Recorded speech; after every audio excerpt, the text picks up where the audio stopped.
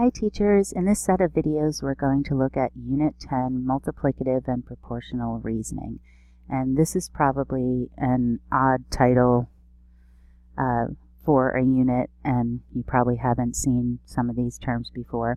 So of course you've seen proportions and you've solved proportions, but we're more focused on the reasoning rather than just solving proportions in general.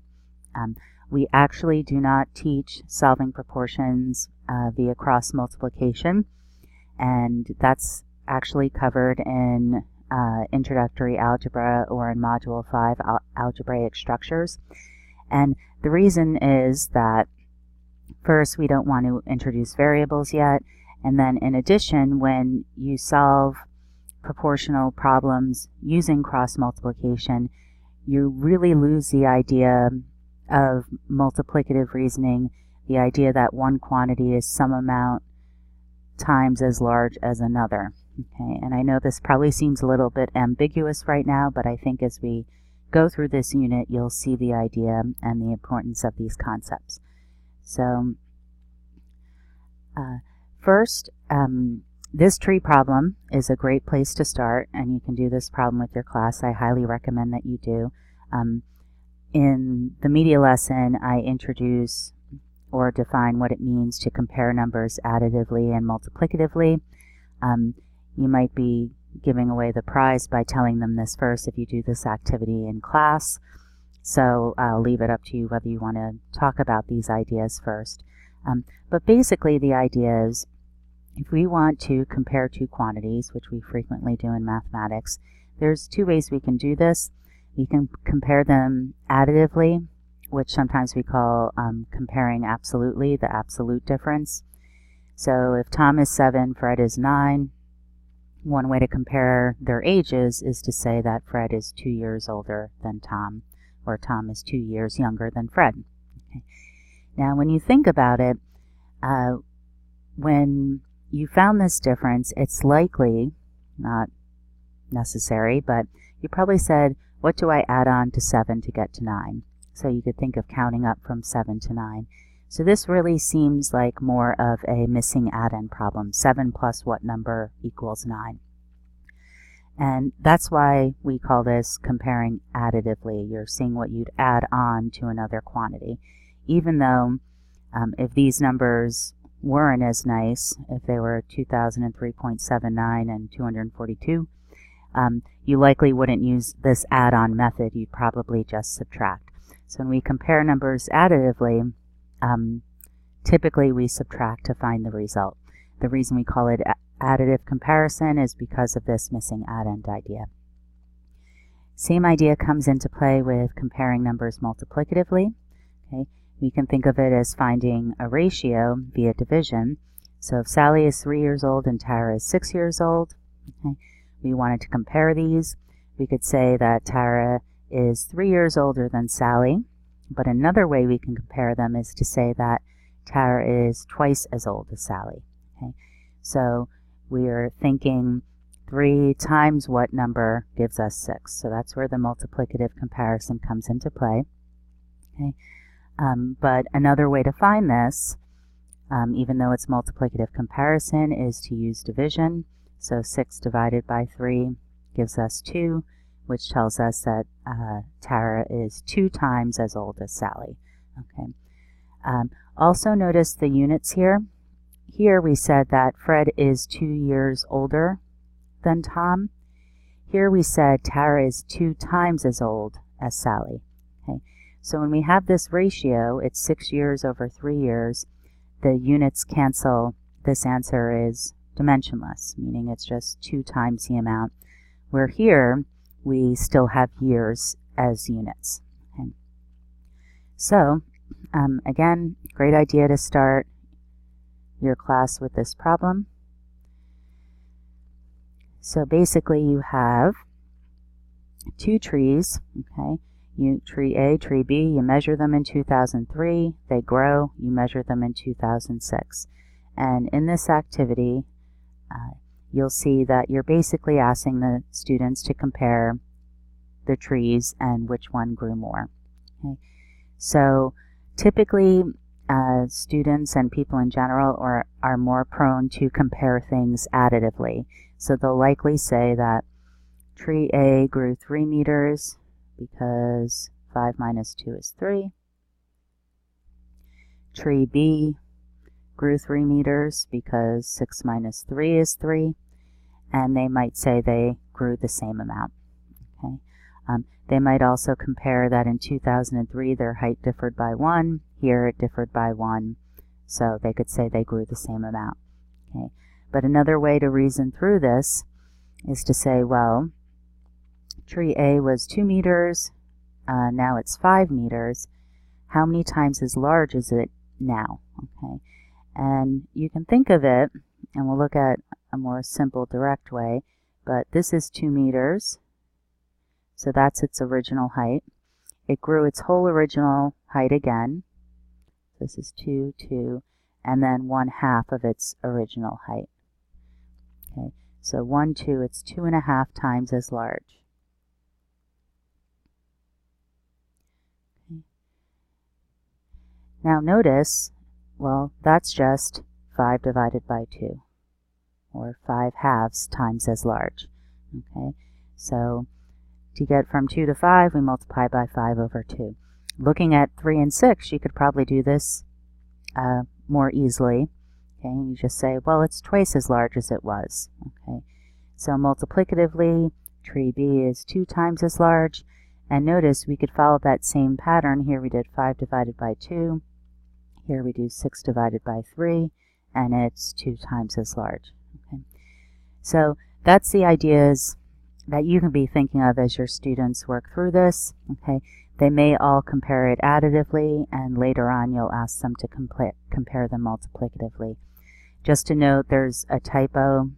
I fixed this when I did the media lesson video, but there's a typo in the workbook. It says 1 meter here. I accidentally looked this way instead of comparing over time, so this should say 3 meters, so you want to make sure they see that. Okay. So again, this is just trying to get them to see there are 2 different ways to compare quantities, additively and multiplicatively. They can give us different results, and we want them to make sense of those 2 types of reasoning.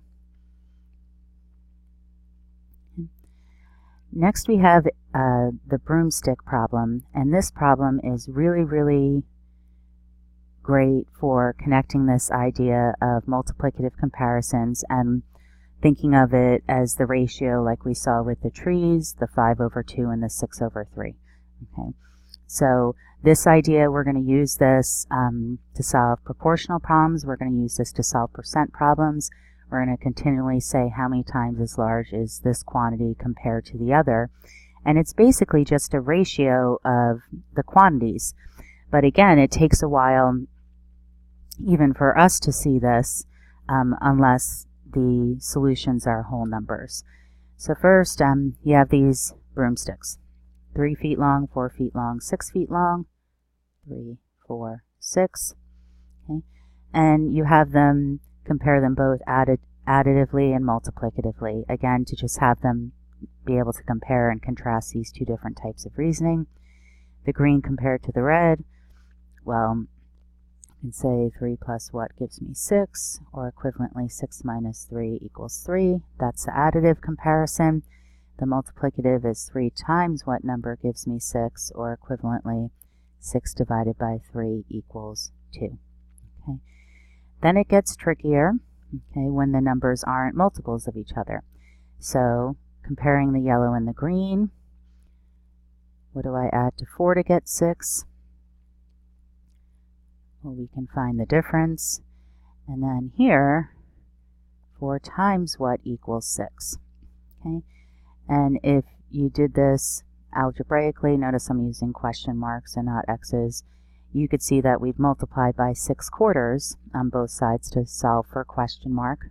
Okay, but also this idea of dividing for comparisons. Okay, if you're at SCC, we have Cuisenaire rods, which are basically physical representations of these that are marked off at certain values, so they can learn to compare the units. Okay, So that's a good way to help them start to visualize this. Okay, so you can think how many copies of 4 are in 6. Okay, so they'd say, well, here's 1 copy of 4. Now there's 2 left. To make 2 copies of 4, I'd need 2 more. So this is 1 copy. Okay, I have 2 out of 4 more to make a second copy, so that's 1/2 a copy. Okay, which is 1 1/2. Okay, and eventually this is a good way to get them to see those. We want them to say, hey, well, 1 1/2 is 3/2. Okay, well, 3/2 is just a simplified version of 6/4. Okay, but building this idea of having them look at the number of copies to get from one to the other helps them understand it better rather than just saying, hey, divide the numbers. Okay. And then here's some more, and you can have them fill in these boxes to compare them. So let's just look at one of these. Let's look at the yellow and the green. Okay. So the yellow broomstick, we're comparing it to the green. So the yellow is 4. So I'll fill this in. And the green is 6. Okay. And actually up here we're comparing the green to the yellow. So let's do green to yellow so we can kind of look at both of them, because they will just be reciprocals. Okay. So now using this representation, you can see it a little bit differently. For me, it's really easy to see, well, the yellow broomstick is how many times as long as the green broomstick? So it's 4 out of 6. It's 4/6 as long as the green. So you're looking at the green as your measurement tool, as your unit. Okay, so how many copies of the green is the yellow? Well, it's 4 out of 6. Okay. Here, now you're looking at the yellow as the unit. So the yellow is, there's 1 copy of the yellow for the green, and there's your 1/2 a copy like we saw in the other one. Okay, so that would be the 1 1/2, and then we can also think, well, notice it's just 6 out of 4.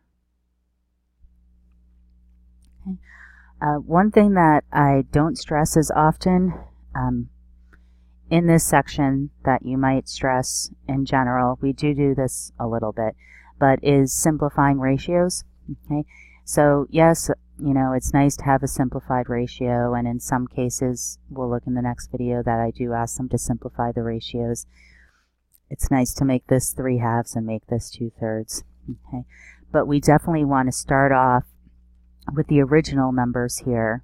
Okay, so they can connect the quantities themselves to how the ratio is set up.